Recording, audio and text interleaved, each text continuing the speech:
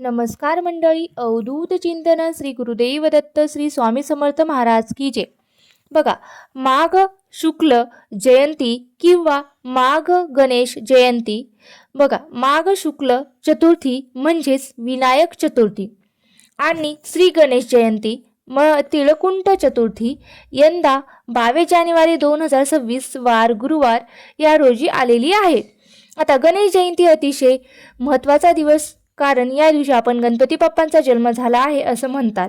याच दिवशी श्री गणेशाने काशी क्षेत्र येथील धोंडीराम स्वरूपात हे रूप धारण केलं होतं.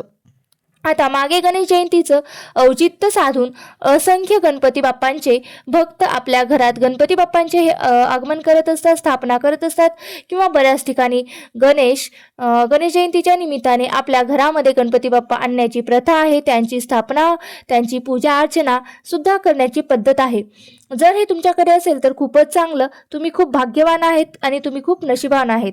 आता आपल्याला श्री गणपतीच्या गणेश जयंतीच्या दिवशी कशी सेवा करायची आहे, कुठली उपासना करायची आहे, गणपती बाप्पांची पूजा कशी करायची आहे ते आपण आजच्या व्हिडिओमध्ये बघणार आहोत. तर बघा, गणपती बाप्पा हे विघ्नहर्ता आणि बुद्धीचे देवता आहेत. तसेच ते संकटनाशन आहेत, म्हणजे ते सगळे संकट दूर करत असतात. आपल्या आयुष्यात कोणतेही विघ्न येऊ देत नाहीत आणि आपण कोणत्याही शुभ कार्याची सुरुवात ही गणपती बाप्पाच्या पूजेनेच करत असतो, म्हणजे गणपती बाप्पांच्या पूजेशिवाय ती पूर्ण होत नाही. आता सगळ्यांचे आवडते दैवत हे सुद्धा गणपती बाप्पाच आहे. गणपती बाप्पांची कृपा आपल्यावर प्राप्त व्हावी, आपल्या आयुष्यातील सुद्धा जे काही दुःख, अडचणी, संकट आहे ते कमी व्हावे म्हणून आपल्याला गणपती बाप्पांना साकडं घालायचं असतं आणि त्यांची स्वरूपचारी पूजा करायची असते. आता स्वरूपचारी पूजा म्हणजे नेमकं काय, तर बघा, बऱ्याच ठिकाणी असं आहे की गणपती बाप्पाला हळदी कुंकू लावलं जात नाही, पण जेव्हा आपण स्वरूपचारी पूजा करतो तेव्हा गणपती बाप्पांना हळदी कुंकू लावलं जातं. आजकाल प्रत्येक कार्यामध्ये जेव्हा गणपती बाप्पांची उपासना केली जाते तेव्हा त्यांना हळदी कुंकू हे लावलं जातं. पण आपल्याला गणेश जयंतीच्या दिवशी स्वरूपचारी पूजा करायची आहे. म्हणजे नेमकं कशी करायची आहे, तर बघा, स्वरूपचारी पूजा करायची आहे म्हणजेच काय, गणपती बाप्पांची जर आपल्या घरात मूर्ती असेल किंवा नसेल तर तुम्हाला ते आणायची आहे, आणि असेल तर त्या मूर्तीवर आपल्याला अभिषेक करायचा आहे. अभिषेक तुम्ही साध्या पाण्यानेही करू शकतात किंवा पंचामृताने, म्हणजे दूध, दही, साखर, मध या पंचामृताने तुम्ही करू शकतात. आणि गणपती अथर्वशीर्षेचे पठणही करू शकतात. जर तुम्हाला शक्य झालं तर तुम्ही ते वाचा, जर नसेल झालं तर तुम्ही फक्त गणपती बाप्पा मोरया असंही म्हणून तुम्ही त्यांना अभिषेक घालू शकतात. आता गणपती अथर्वशीर्ष म्हणावं म्हणजे त्यांची फलश्रुती आवर्जून आपल्याला मिळत असते. आता अभिषेक करायचा.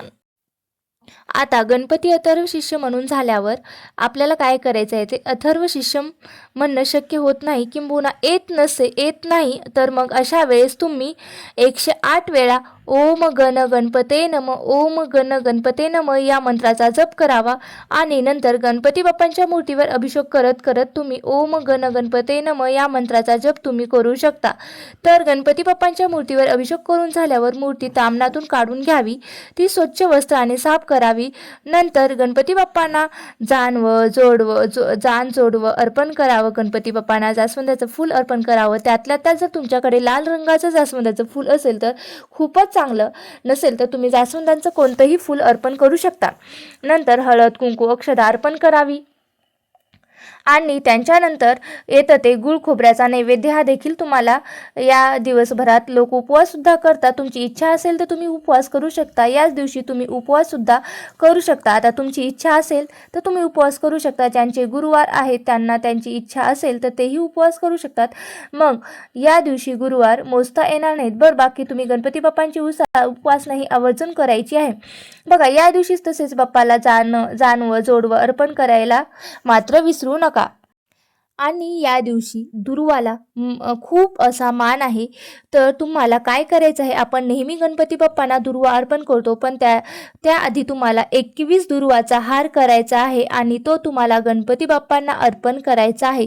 तुम्ही घरातही अर्पण करू शकता किंवा तुम्ही मंदिरात जाऊनही सुद्धा गणपती बाप्पांना ह्या दुर्वाचा हार अर्पण करू शकता. जर त्यांची इच्छा आहे की मला ताई माझ्या गणपती बाप्पांना मंदिरातच जाऊन हार अर्पण करायचा आहे तर तुम्ही तो मंदिरात जाऊन हार अर्पण करू शकता. दुर्वाचा तर बघा, एक दुर्वा केव्हा बनते, जेव्हा तीन काड्या एकत्र येतात तेव्हा एक दुर्वा बनते. अशा तीन काड्या एकत्र मिळून तुम्ही एक दुर्वा बनते. अशा आपल्याला 21 दुर्वा घ्यायच्या आहेत. त्या 21 दुर्वाची गाठ बांधून जशा जशा एक 21 दुर्वा घेतल्या जातात त्याच पद्धतीने तुम्ही 21 दुर्वाचे जुडी बनवायची आहे आणि त्याची एक माळ तयार करायची. असे तुम्ही 21 जुड्या करून त्याची एक माळ तयार करायची आहे. आणि ती माळ, ज्यांना 21 दुर्वाच्या जुडी असलेले हार करणं शक्य असेल त्यांनी ते करू शकतात आणि ज्यांना शक्य नाही त्यांनी 21 दुर्वा वाहिल्या तरीही चालतं. बघा, गणपती बाप्पाला तुम्ही अर्पण करू शकता. प्रत्येक गावात छोटं गणपती बाप्पाचंही मंदिर असतंच, म्हणून तुम्ही गावातल्या मंदिरात जाऊन हार अर्पण केला तर अतिच उत्तम आहे.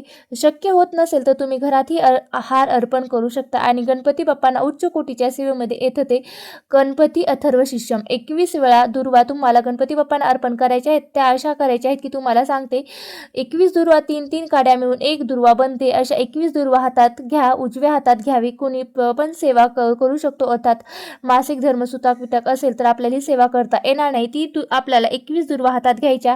दुर्वा हातात घेतल्यानंतर जो शेंडा आहे तो आपल्याकडे असावा व वरचा भाग जो आहे तो गणपती बाप्पांकडे असावा. वरच्या भागाला हळद कुंकू लावायचे असतात, घ्यावी आणि गणपती अथर्व शीर्षाचं पठण करावं. नाही शक्य होत असेल तर 11 वेळा गणपती अथर्व शीर्षम पठण करावं. तेही शक्य होत नसेल तर तुम्ही गणपती अथर्व शीर्षम पठण करा आणि 11 वेळा तुम्हाला गणपती स्तोत्र पठण करायचं आहे. आणि जो गणपती अथर्व शीर्ष पठण करतो त्यांनी एक वेळा गणपती स्तोत्र म्हटलं तरीही चालेल, पण जो एकदाच गणपती अथर्व शीर्षम पठण करणार आहे त्यांनी एक वेळा आपल्याला गणपती स्तोत्र पठण करायचं आहे. ते पठण करून झाल्यावर आपल्याला ऋणमुक्त गणेश स्तोत्राचं पठण सुद्धा करायचं आहे. ऋणमुक्त गणेश स्तोत्र तुम्हाला यूट्यूबवर भेटेल किंवा तुमच्याकडे जर केंद्रातलं पुस्तक असेल तर त्यावरही तुम्हाला भेटेल. बघा, दुर्वा गणरायाला गणपती बाप्पाला अर्पण करायच्या आणि आपल्या घरात सेवा केली तर अतिशय उत्तम. मंदिरात जाऊन केलं तरीही उत्तम. गणपती मंदिरात तुम्ही लवकर गेलात तर तुम्हाला दर्शन होईल. जाऊन सेवा करायला तुम्हाला चान्स भेटेल तर नक्कीच उत्तम. नाहीतर आपल्याला आपल्या घरात गणपती अथर्व शीर्षाचं पठण करायचं आहे आणि आपल्या घरात गणपती बाप्पाचं स्तोत्र पठण करायचं आहे. बघा, आपल्याला आपल्या वास्तूमध्ये मंत्र स्तोत्र पारायण पठण करतोच. स्वतः असो किंवा भाड्याचं असो किंवा त्यात काही सकारात्मक लहरी यावा म्हणून आपण मंत्र स्तोत्राचं हे पठण उच्चारण करत असतो. तेव्हा आपल्या घरातील निगेटिव्हिटी आपोआप कमी होत असते. अर्थातच आपल्या घरातील निगेटिव्हिटी ही कमी होऊन त्यामध्ये सकारात्मकता किंवा सात्विकता येत असते. तेव्हा आपल्या घरात राहत नाही, कारण आपण कुठेही राहू, समजा आपण भाड्याने राहिलं तरीही आपण तिथे करायचं. शक्यतो आपण आपल्या घरात अपशब्द बोलणं किंवा घरात वादविवाद कटकटी होणं हे नक्कीच आहे, पण हे जर टाळायचं असेल तर तुम्ही हे आपल्या घरातच केलं तरी उत्तमच. जर तुम्ही घरात सेवा केली तर नक्कीच तुम्हाला तुमच्या घरातील दोष हे हळूहळू कमी होतील किंवा ते उच्चारणाने तुमच्या घरातील दोष हे कमी होऊन त्यामध्ये सात्विकता पण येते आणि तेवढीच वाढते. शक्य असेल तर तुम्ही घरात करा, नसेल तर तुम्ही मंदिरात जाऊनही करू शकतात. आता अर्पण केलेल्या दुर्वा दुसऱ्या दिवशी म्हणजे शुक्रवारी त्या दुर्वा निर्मल्यात टाकून देऊ शकतात आणि ज्यांची इच्छा आहे त्यांनी ते मंदिरात ठेवायचे. त्यांनी आवर्जून जायचं आणि सेवा करून ती मंदिरात ठेवून यायची. आता या दिवशी मोदकाचा नैवेद्य दाखवायचा असतो. बऱ्याच ठिकाणी लाडूचा नैवेद्य सुद्धा दाखवला जातो किंवा तिळकुंट चतुर्थी म्हटल्यामुळे या दिवशी बऱ्याच ठिकाणी तिळीचा काही बनवलं जातं. मग तुम्ही तिळाची पोळी बनवत असाल, गणपती बाप्पांना तिळाचे लाडू बनवत असाल किंवा गणपती बाप्पांना तुम्ही तिळाची चक्की बनवत असाल, ती तुमच्याकडे जी पद्धत असेल त्या पद्धतीने तुम्ही गणपती बाप्पांना, तसेच तुम्ही तिळाचे मोदकही बनवू शकतात. अशा प्रकारे तुम्हाला नैवेद्य दाखवायचा आहे. तिळाचं सारण भरून तुम्ही मोदकही बनवलं तरी चालतं. जर तुम्ही साधे मोदकसुद्धा बनवले तरीही चालतं. फक्त तुम्ही त्या मोदकासोबत तिळाचे लाडू किंवा तिळाचा एखादा प्रसाद तुम्ही घेऊ शकता. तिथे ठेवायचं आहे आणि गणपती बाप्पांना प्रार्थना करायची आहे की तिळाचं महत्त्व आहे या दिवशी. आणि बऱ्याच ठिकाणी असं आहे की गणपती बाप्पांच्या मूर्तीवर जेव्हा अभिषेक करत असताना तेव्हा त्यांच्यामध्ये पण पांढरे तीळ काळे तीळ वापरले जातात किंवा टाकले जातात. जर तुमच्याकडे पद्धत असेल तर तुम्ही ते वापरू शकतात. आता सेवा काय करायची, या सेवा मी तुम्हाला सांगितलेली आहेत. एक माळ ओम गण गणपते नम या मंत्राचा जप करायचा. दिवसभरात कधीही तुम्ही सकाळ, दुपार, संध्याकाळ, रात्री कधीही तुमच्या वेळेनुसार तुम्ही हे करू शकतात. पुन्हा गणपती अथर्व शीर्षाचं पठण करायचं आहे. तुम्हाला जरी सेवा सांगितलेली आहेत तसेच तुम्ही दुर्वाची तुम्ही सकाळी, दुपारी, संध्याकाळी तुम्हाला जसं जमेल तसं तुम्ही ही प्रभावी सेवा करा. त्याचबरोबर ज्यांना 120 दिवसाची सेवा करायची आहे त्यांनी नक्कीच या दिवसापासून श्री गणेश जयंतीच्या दिवसापासून तुम्ही ही सेवा करू शकतात. मनासारखा जोडीदार किंवा आपल्या घरात तले कटकटी वादविवाद कमी होत अशासाठी तुम्ही पण हा प्रभावी उपाय करू शकतात.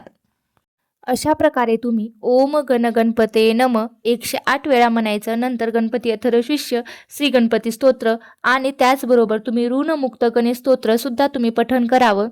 ऋणमुक्त आपल्या आयुष्यातले जे काही संकट आहे, त्रास आहे, कर्जबाजारीपण आहे त्यासाठी हे स्तोत्र खूप प्रभावी आहे. तुमची इच्छा असेल तर तुम्ही दररोज वाचू शकता किंवा जर तुम्हाला शक्य नसेल तर तुम्ही गणेश जयंतीच्या दिवशी हे आवर्जून वाचावी किंवा हे आवर्जून सेवा करावी. त्यामुळे गणपती विघ्नहर्ता आपलं सगळे विघ्न दूर करतो आणि आपल्याला सगळ्यांना सुखी समाधानी आयुष्य देतो.